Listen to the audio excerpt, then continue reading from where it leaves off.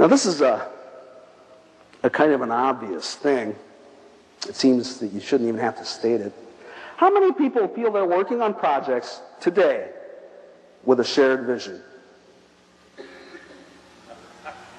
About 10. How many people think they're in an organization that has a shared vision? About 50. 75. There's a message in there somewhere. Yeah, I guess there probably is, isn't there? Establishing a shared vision is a really hard thing to do, because it presupposes all this human infrastructure. And by that I mean it presupposes this environment where ideas are freely expressed and debated and weighed regardless of where they come from. It presupposes people are kind of fearless and willing to take on hard issues with one another. It presupposes the ability to detach your ego from your particular point of view or idea and just weigh out what other people are telling you. It presupposes that you're inviting other organizations and people to come in and give you fresh ideas and insight and criticism. So that establishing a shared vision is kind of the nth degree, unfortunately, not the first. It's the last thing you can do. It's kind of the climax of an organization. But when you can establish a shared vision, people will tend to succeed. When we, excuse me, when I inherited the Visual C++ group at Microsoft, at least my part of it, it wasn't Visual C++, then it was Languages Business Unit. And I was in marketing. And I was the marketing guy. I came from Whitewater. And I was kind of scared. You know, I was kind of scared because we were just getting hammered. C7 against BC3. We were getting hammered, and I didn't know what to do. And the team was really dysfunctional. Really dysfunctional. Everybody's really down. You know, we've been losers. The only thing we heard from Bill was like, "You're the stupidest guys in the whole company." Definitely. It's like, oh, I'm glad I took this job. And Denise Gilbert is kind of my partner in crime over there. And he's sort of like, what do you think we should do? I'm like, I don't know what the hell we do. No one paid any attention to us, right? I mean, nobody had any time for us. We didn't have any boss to speak of. So I was kind of tentative and afraid. Denise was too. Not to speak for him, but I think that's fair. And then finally he goes, you know what, I think we have too many projects. Yeah, that's it. We got too many projects. Let's shoot every one except one. Yeah, that's a good idea.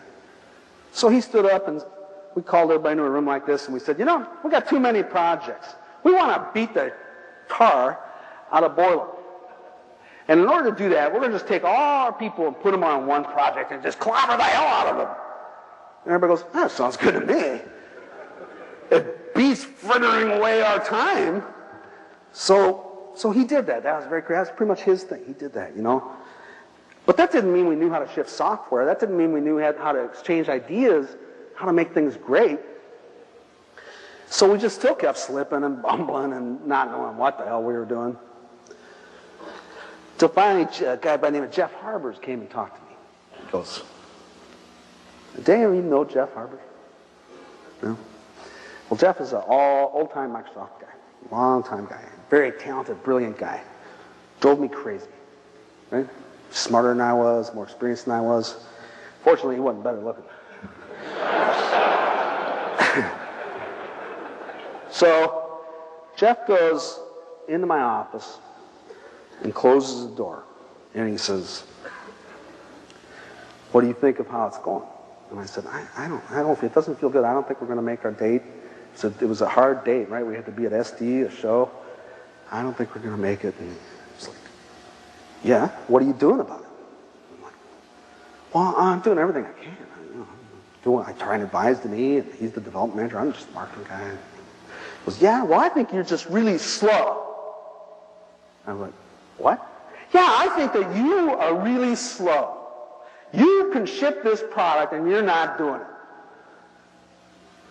but I'm trying, blah, blah, blah, blah. Yeah, well, look, I'll tell you what, just skip the mood. Skip my mood. Pay no attention to it. Get the message. Nobody's stopping you. Nobody's going to prevent you from succeeding. No boss is hovering over you. You're determined to fail. And then he left.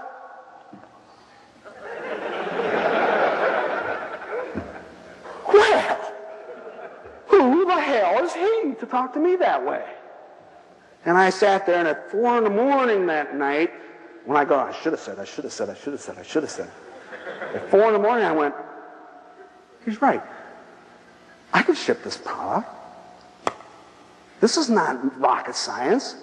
So I came in the next day. I said, Janine, you want to ship this thing or what? Okay. Yeah, he does. Now we have a shared vision. We decided to ship it. So then we said, well, how are we going to do it? Well, I've shipped 15 products before. I know how to ship products. That's why they hired me. But I was the marketing guy, and I was kind of afraid. I didn't want to hurt his feelings. A bunch of, silly ideas. And so then we assembled the group together again. And I said, I want to ship this thing. How many people here want to ship this thing? What? I want to ship it. How many want to ship it on time? I want to ship it on time. How many want to kill Philippe Kahn? I want to kill Philippe Kahn. How many of you are sick of being the worst group at Microsoft? Man, I'm sick of that. Well, that's how I feel. I feel sick of being, getting crappy email from Bill. I'm sick of having reviews that I lose in PC Magazine. I'm sick of being called by analysts that laugh at me. Your software is so bad that if it was anywhere, I'm sick of this. And so is everybody there, and we all have the same feeling. And the reason I'm telling this long story is because it's not to aggrandize Denis, myself, or even that pain-in-the-ass Harbers, who, incidentally, started the whole thing by having the courage to not care what I thought. He was going to give me some help. I didn't ask him for it. I didn't have the sense to ask him for it. He just came in and woke me up. It's a really important step. But the reason I'm telling this story is the Visual C++ team is a great team. It wasn't then. It was from that day forward, though. And that was because we established a shared vision. And that shared vision was based on how we felt. It was based on feelings. And if you want a great team, you're going to have a common set of feelings about something. And then you can take those feelings and you can channel them into behavior that will gratify those feelings. That's how you do a shared vision. Now later, we got real good at doing shared visions in a more methodical way. But I'll tell you what, we never had a better shared vision than we had with VC 1.0. We said, okay, everybody go back to your office and think of 5 things we can do to ship this thing on time. Boy, people went back. We got hundreds of ideas. All of our best ideas came from just by asking and deciding we were going to do it. So we did free lattes. Everybody wanted lattes. We did all sorts of stuff. I could talk all about it. It was just the actual shipment of it was great. We established a 5 o'clock war room. We get everybody in the room, 5 o'clock every night. You got an issue? Boom, we decided. Get out of here. Go back to work. Right? It was just real simple.